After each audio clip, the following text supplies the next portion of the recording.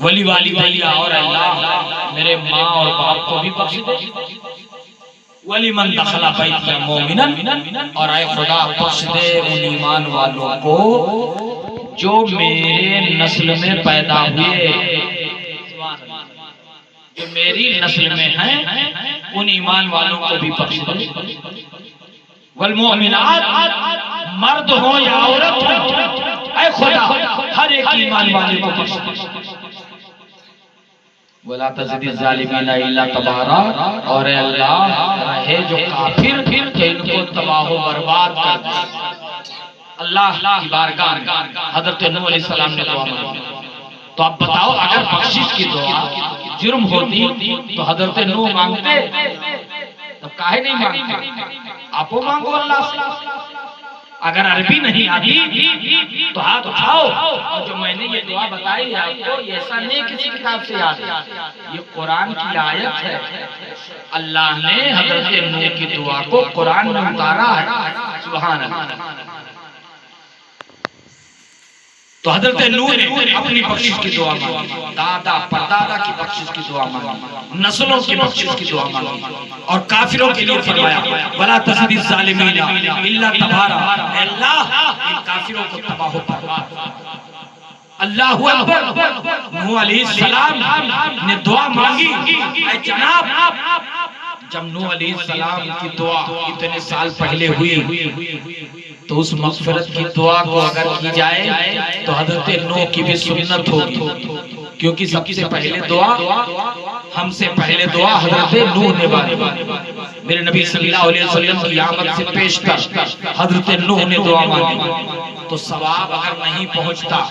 اگر مغفرت کی التجائیں نہیں ہوتی، اگر مغفرت کی دعائیں نہیں ہوتی، تو اللہ اس آیت کو قرآن میں نہیں داخل فرماتا،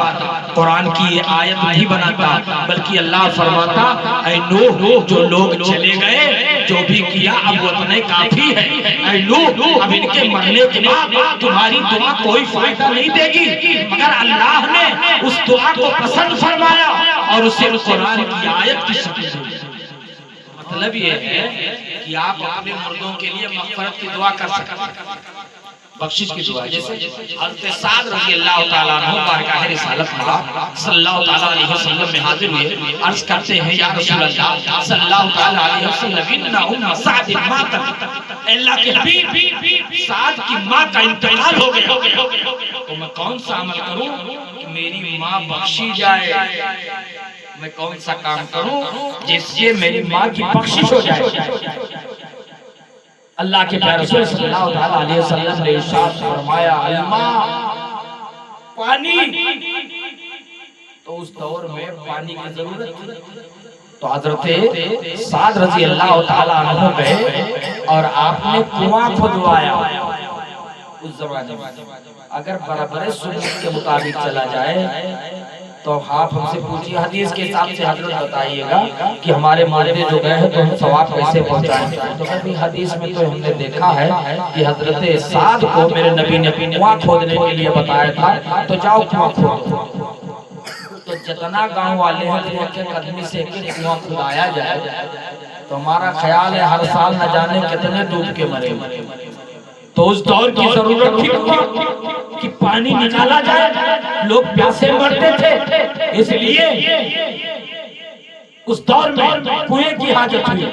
تو حضرت سعد رضی اللہ تعالیٰ عنہ گئے کنواں کھدوایا اور کھڑے ہو کر ارشاد فرماتے ہذہ لأم سعد، ہذہ لأم سعد، یہ سعد کی ماں کے لیے ہے، یہ سعد کی ماں کی جانب سے ہے، یہ سعد کی ماں کی جانب سے ہے۔ اتنا کہہ کر حضرت سعد لوٹ آئے، لوٹتے ہوئے حضرت سعد کی قدموں کو فکر محفوظ نے پکڑ لیا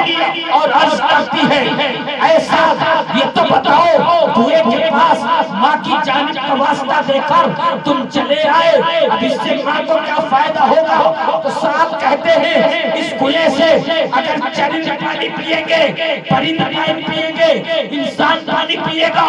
دوست پانی پیئے گا، دشمن پانی پیئے گا، کوئی بھی اس پانی سے اپنی پیاس بجھائے گا، اپنی ضرورت پوری کرے گا تو اللہ میری ماں کو ثواب دے گا، کیونکہ یہ فرمان کسی